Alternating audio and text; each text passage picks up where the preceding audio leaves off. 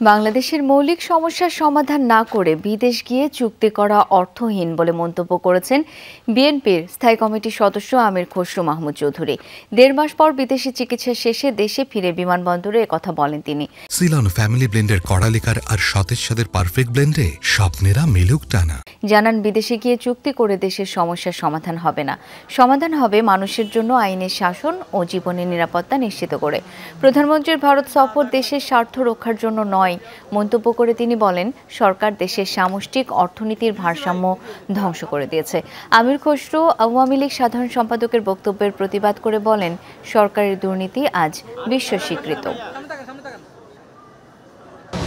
বাংলাদেশের মূল সমস্যা যদি সমাধান না হয়, এটা হচ্ছে বাংলাদেশের মানুষের গণতান্ত্রিক রাজনীতি, ভোটাধিকার, মানবাধিকার, আইনের শাসন, জীবনের নিরাপত্তা এবং সব মানুষের জন্য লেভেল প্লেইং ফিল্ড, এই সমস্ত মৌলিক সমস্যার সমাধান না করে দেশে দেশে ঘুরে চুক্তি সই করলে বাংলাদেশের সমস্যার সমাধান হবে।